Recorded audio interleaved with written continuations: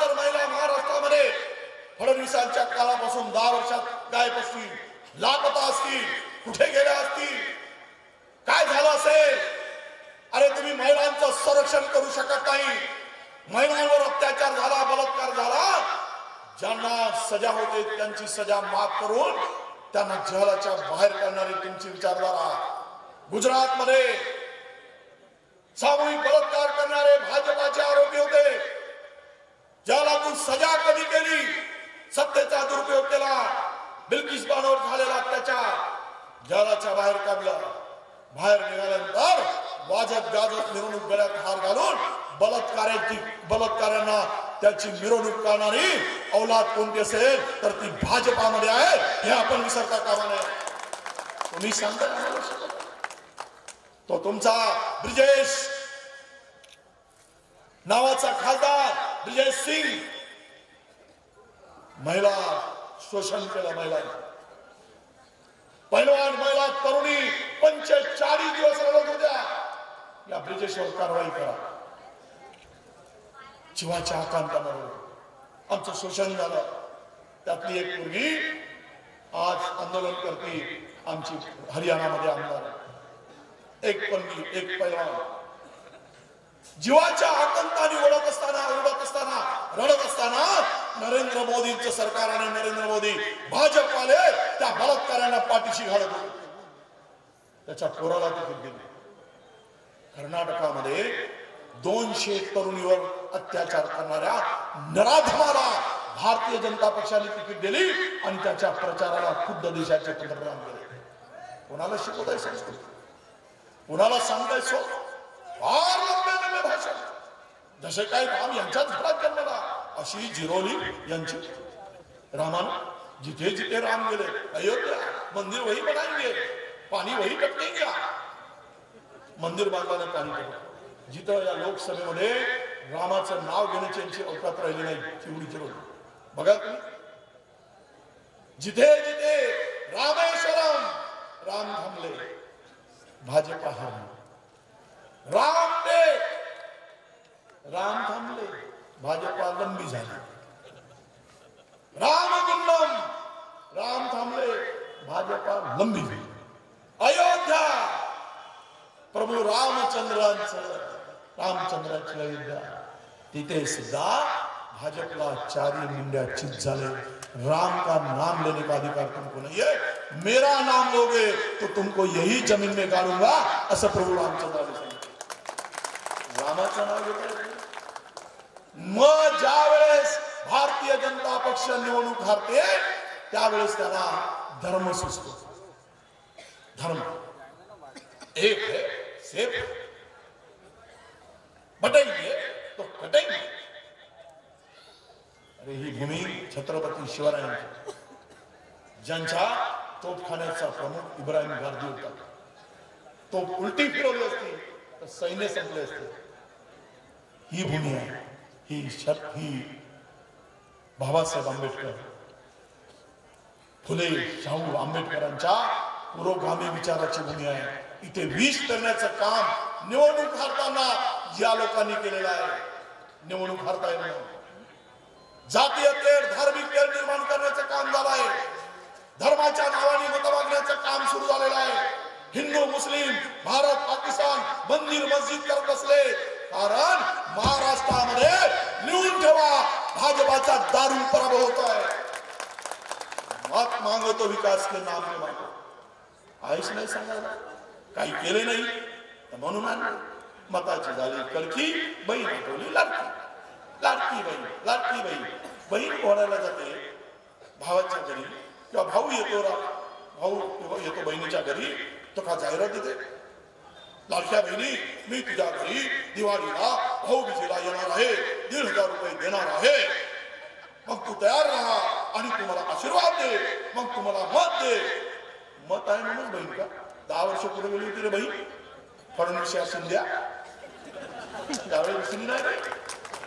10 वर्ष अत्याचार होता बहिणीवर, त्यावेळेस बहीण दिसली नाही. निवडणूक आली बहीण आणि देतो काय? 1,500. 1,500 दिले, 50 रुपये तेल महाग केले, फोडणी झाली कडक.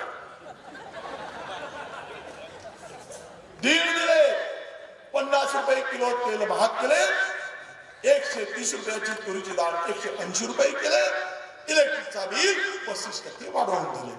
आज आम्हाला नातू झाला. घरचे बरोबर केले, एका खिशामध्ये टाकले, दुसऱ्या खिशात काढले. काल जेवायला गेलो, आमची एक ताई स्वयंपाक करत होती, उशीर होता म्हणून तिच्या किचन मध्ये गेलो. ताई काय उशीर झाला? तर ते 3 वेळा गंजात तेल टाकत होते आणि 2 वेळा चमच्यानं पुन्हा बाहेर काढलं. मी म्हणलं फोडणीला उशीर होईल ना. काय करू बापू म्हणे, 180 रुपये तेल झाला, जास्त पडला नाही म्हणून 2 वेळा काढले. हे महागाई केली. अरे काय गॅस सिलेंडर महाग. आणि आता लसण 500 रुपये किलो. मोदी सांगतात, भाजपाले सांगतात लसण म्हणजे खाण्यासाठी नाही, चव घेण्यासाठी. तुम्ही हे म्हणा ना, लसण खाण्यासाठी नाही. लसण चिला आणि लसण हातात. हा लसण मोदींचा, हा लसण फडणवीसांचा, हा लसण मुनगंटीवाराचा बहुमूल्य लसण आहे.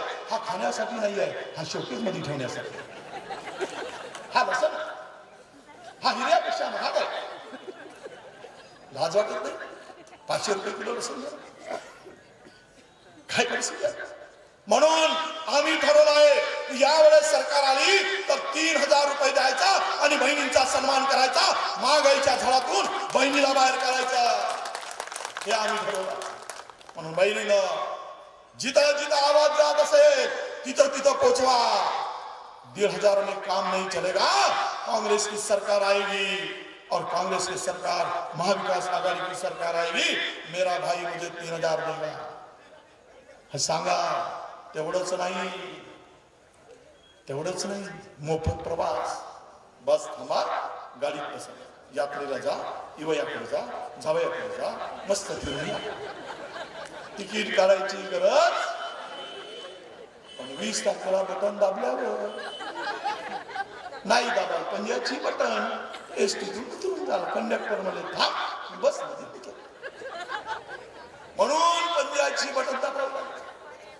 महागाईवर नियंत्रण आणण्यासाठी 6 सिलेंडर 500 रुपयामध्ये वर्षाला देण्याचा निर्णय. गरीबी गृहिणी चालली पाहिजे म्हणून. आणि हे 1500 लाडू म्हणायचं, बुरका टाकायचा, लाडू आपण खायचा. आणि ह्या लोकांनी एवढे हुशार आहे की फडणवीस आणि शिंदे ते वाढपे असतात ना, मटणाचं जेवण असलं तोंड पाहून वाढतात. श्रीमंत दिसला चम्मच आतमध्ये, गरीब दिसला वरवरचा रस्सा, मोठा असेल आतमधला ठिस्सा. एवढे चालू लोक आहेत. हे अंदानीचा 16 लाख कोटीचा प्रकल्प माफ करतील, अदानीला 6-5 लाख कोटी जमिनी देतील आणि गरिबांना काय देतील. म्हणून शेतकऱ्यांना यावेळेस 3 लाखापर्यंतचं कर्ज माफ करण्याचा निर्णय आम्ही घेतो आहोत. तुमचा आशीर्वाद पाहिजे आम्हाला.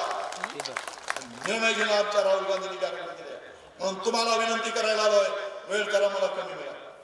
मी म्हणत होतो जरा लवकर. आज मी 7-12चा उताराच करायचा बरोबर. पुरा यांचा ओरे चिरफाड मेजर ऑपरेशन अल्कोहोल करायचं होतं, पण आता काय करू, वेळ कमी पडला. पण एक विनंती आहे तुम्हाला सगळ्यांना, अंमल वाचल्याना. संतोष भाऊ नावाचा हक्काचा माणूस तुम्हाला उमेदवार मिळालाय. गावात जाल, पटकन काम करून घ्या. या बँकेमध्ये गरिबांसाठी आमच्या बँकेतून योजना आणली आम्ही. संतोष भाऊनी योजना आणली. जे बँक 22% एनपीए होती ती बँक आता फक्त 2.5% एनपीए केली. सुंदर बँक झाली. गरीब माणूस गेला 35,000 रुपये. कॅन्सर वाला असेल, ऑपरेशन वाला असेल, महाराष्ट्रातील पहिली बँक आहे की शेतकऱ्यांना संकटाच्या वेळेस धावून जाईल अशा बँकेचा कारभार संतोष भाऊचा असले आहे. अरे गरीबा का दाता. म्हणून हे गरीबाच्या गरीब माणसाचा विचार करणारा माणूस म्हणून संतोष रावतांना उमेदवारी पक्षाने दिली आहे. निष्ठावान माणसाला दिली आहे. तुम्हाला विनंती करायला हात जोडून विनंती करतो की ह्या वेळेस परिवर्तन करा आणि संतोष भाऊ रावतांना यांच्या पंजाची बटन दाबून 20 तारखेला प्रचंड बहुमताने विजय करा अशी नम्रपणे विनंती करतो. आपल्या सगळ्यांची रजा घेतो. जय हिंद, जय भीम, जय सेवा.